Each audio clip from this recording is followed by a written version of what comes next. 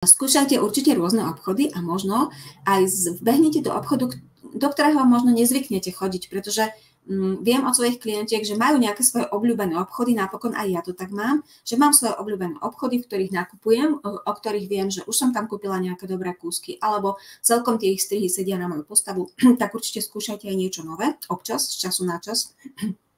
A druhý môj tip je, choďte na tie nákupy so zámerom nekúpiť. Nie so zámerom nekúpiť, ale so zámerom možno kúpim a možno nie a tiež to bude v poriadku. Pretože aj keď nič nekúpite, tak z toho môžete vyťažiť. A to napríklad to, že vy keď idete a urobíte si na seba čas na tie nákupy, tak to môže byť niečo ako rande vás samej so sebou. Je to vlastne čas pre vás.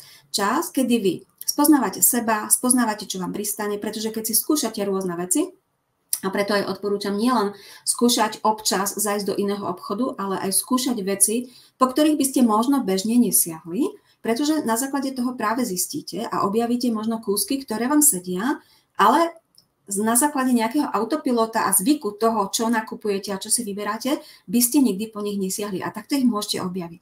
Zároveň pritom teda spoznávate seba, vnímate, ako sa v tom oblečení cítite, možno zistíte, že to, čomu ste sa doteraz vyhýbali, je vlastne celkom fajn, alebo že vám to celkom pristane. Čiže spoznávate seba, svoje pocity, svoje potreby a zároveň pri takýchto nákupoch, kedy vôbec nemáte potrebu úplne nakupovať a beriete to ako nejaké seba poznávanie a prieskum, môžete objaviť alebo pochopiť, čo je aktuálne moderné, aké sú nové trendy, pretože vo väčšine tých reťazcov veľkých to sa vždy objavuje a reflektujú na tie trendy. No a potom tie výhody, čo som spomínala, čiže neminiete peniaze a to dobré si na vás počká niekde inde. A ešte jeden tip tu mám, ten už poznáte tie, ktoré ma sledujete dlhšie, určite sa foťte. Pri skúšaní v obchodoch vždy sa foťte. Ja to robím stále, robia to aj moje klientky v mentoringu. Je to veľmi dôležité, pretože v tom zrkadle sa na seba pozeráte vždy úplne inak ako na fotke. Na fotke sa vidíte komplexne, vidíte celkový obraz, všímate si úplne iné veci, všímate si celkový dojem, zatiaľ čo v zrkadle si premietate rôzne svoje potreby, predstavy, to možno aj nejaké strachy alebo komplexy, vidíte tam, alebo kontrolujete to, čo sa snažíte ukrývať a tak ďalej. Nie je to také objektívne v tom zrkadle. No a posledný môj tip je, ak chcete, samozrejme, pre niekoho to nemusí byť vhodná voľba, tak si zoberte niekoho, komu dôverujete, ak to vám dá objektívnu spätnú väzbu na tých nákupoch samozrejme.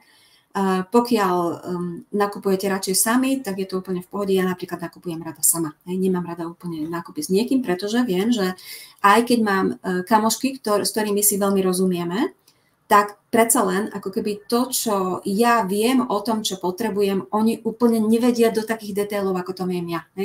A veľmi sa spolieham aj na ten svoj pocit. Pre mňa je dôležité, okrem všetkých tých vecí, ako sú farby, kontrasty, strihy, aktuálnosť, štýl, je pre mňa veľmi dôležité ten pocit toho oblečenia na postave. Čiže keby mi aj kamoška povedala, že vyzeráš v tom úžasne, je to moderné, sedí ti to perfektné, všetko super, cena dobrá.